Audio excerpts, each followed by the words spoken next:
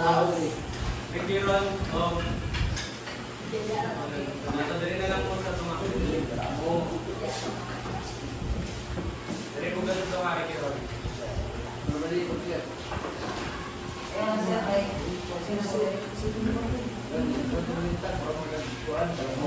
Okay, before we start, may request na lang for prayer.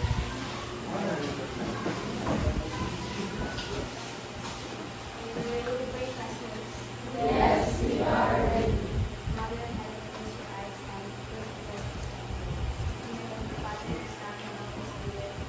Our Father, who art in heaven, hallowed be thy name. Thy kingdom come, thy will be done, on earth as it is in heaven. Give us this day our daily bread, and forgive us our trespasses, as we forgive those who trespass against us. And lead us not into temptation, and deliver us from evil. Amen. Before you take your seat, then you arrange your chairs according to your rows and columns. Okay, settle down now. Okay, so how are you feeling today? Pumahawag ka na? Wala. Okay, wala na pumahawag. Pumahawag after the class. So, who is the class monitor? Okay, before we start our discussion this morning, let me present first our classroom rules. I have here the word "wait." So kindly read. Rotate. Be respectful at all times and listen when someone is talking. 8. Always participate in class discussion and activities. 3. Keep your area clean and organized. 8. Encourage one another and help when someone needs you. Okay, can I expect all of this from your class? Yes, sir.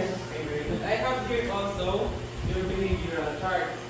So I will be giving you points based on our activity and nanashay sticker.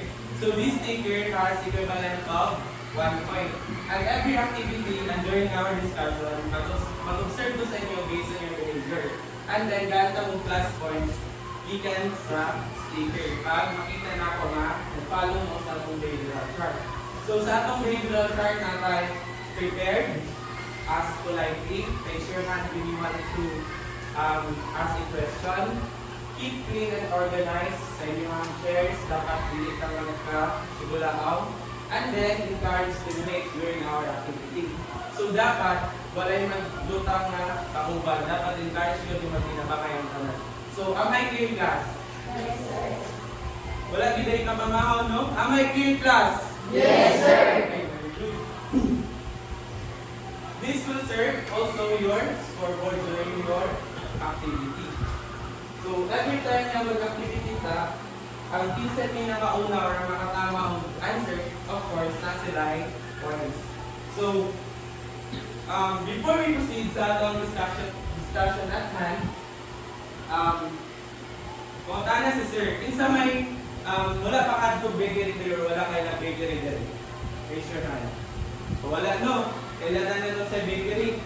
So, unsa man usually ang ginabaligya sa bakery? Yes, sa Cebu. Unsa pa? Yes, Lopez. Isa unsa pa may ginabaligya? Yes, Dria sa kuan sa program. Unsa pa man? What? Pastries? Pastries? Okay, so mo na usually ang ginabaligya sa bakery, no? So, sir, meron nabot man tag bakery nga. Kasulbo na ng principal in mat, business mat man ta. Okay, class, ito ko na, dalunta mo for today into Mia's Bake Shop. So, si Mia class, sa siya ka, bake shop owner. Where everything is baked in proportion.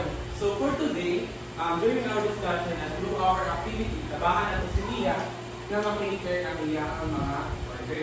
So, are you all ready? Yes, sir. Malagig ka ba nga, no? Are you all ready? Yes, sir. Okay, very good. So, since ready naman mo, let us have our first activity. So, ayun ko basa sa instruction. The class will be divided into 3 groups: Team Vanilla, Which group will be given a sealed envelope. Inside the envelope, there are cut letters, and all you need to do is arrange them and paste it on the boards. You only have 2 minutes to finish the task given. Okay, so since nakagrupo naman mo Byron, no, kanina lang sila ang Team Manila. Kanina ang Team Strawberry and Team Chocolate. So once ma-receive ang envelope, dili sa ta magkuhan na mag-open and then mag-wait sa ta sa signal sir. So once nga makita na ninyo ang timer diri sa LED, mag-start na tayo. Okay, so start na. Form a circle.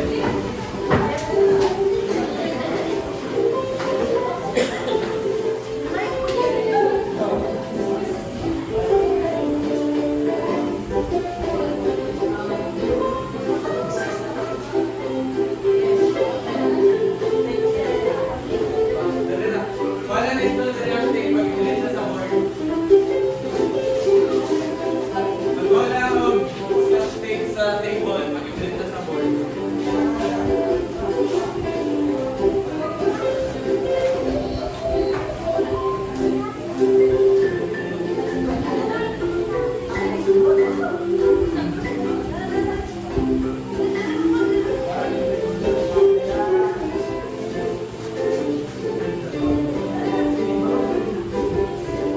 Okay, still 1 minute.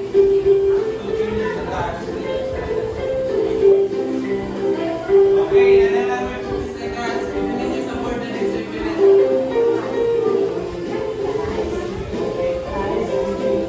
Okay. Piliin ko nila. Piliin ko ng board. Team photo.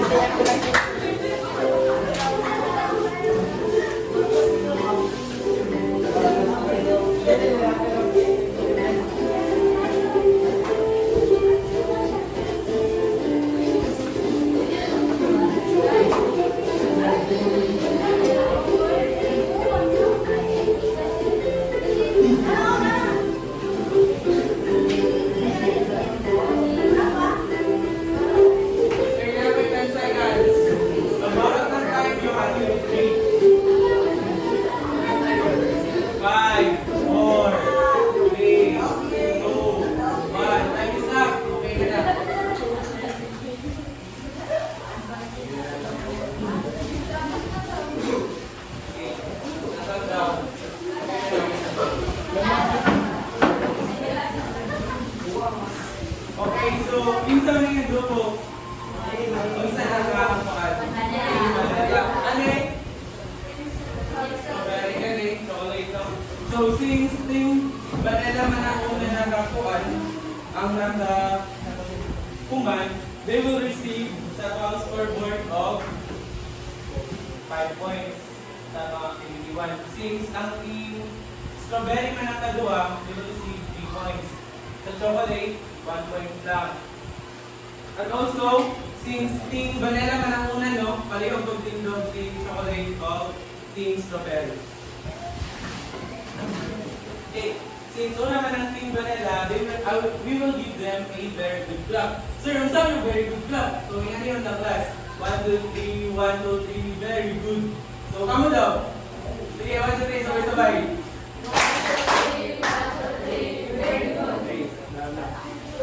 Okay, so since Team Chocolate ay Vanilla man ang muna, no? So, Dimulot ka ay makakuha sila o behavioral chart na prepared. Since una pa sila, prepared sila.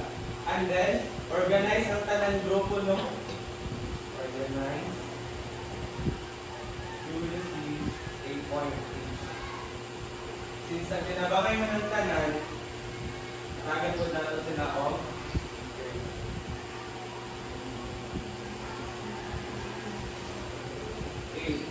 so, ang inyong nabuong word class is unsa man? Okay, so direct proportion. It is because at ang topic for this morning is all about solving problems involving direct proportion. So, So before we start our discussion this morning, let me present first our objective for this morning. So kindly read. Students must be able to define direct proportion in their own words. B. Show interest in solving direct proportion through participating in class activities. And C. Solve problems involving direct proportion using the formula and quizzing. Okay. So our topic for today is solving problems involving direct proportion with our objective. So class, sit back, relax as we explore and learn about direct proportion. Ano nga ba ang direct proportion? Or what is direct proportion nga ba? So pareho ba sa ating Vanilla? Direct proportion is when two quantities increase or decrease together at the same rate. If one goes up, the other goes up. If one goes down, the other goes down. Okay, the direct proportion daw class is with one quantity increases ang rate niya. Also, ang iyang partner increase po ang iyang rate. O ang iyang rate po sa isa ka quantity mo baba, ang isa po rate sa isa ka quantity mo baba. For example, ana, is more hours of work or is equal to more money earned. So, for example, as I've said, si Valencia, nagtrabaho daw siya o inadlawan. Ang the more na adlaw na iyang dutihan, kung sa kaman, di ba? The more na adlaw nga duty si Valencia, the more po gaya ang sweldo nga ma-earn, kung taas. And then, kung the more na sige absent si Valencia, gamay na lang yung adlaw nga madutihan, the more po yung namubungkong ang iyang sweldo nga makuha. And then, if we ato siya relate sa tuwang team karon, which is baking. For example, mag-bake out pan. And then, the more na nakakay harina, di ba? May ingredients man ang harina sa mag-bake out pan, di ba? So, kung the more na daghan kag harina, the more ang saman. Ha? Okay, very good. Daghan kay mahimo nga pan. Kung the more na gamay ra kag harina, ang saman. Ang tabo. Gamay ra pagkamahin mo nga pan. So, mo na ang pinaka-meaning or ang pinaka-part sa direct proportion class. So, am I clear? Yes, sir. Okay, very good.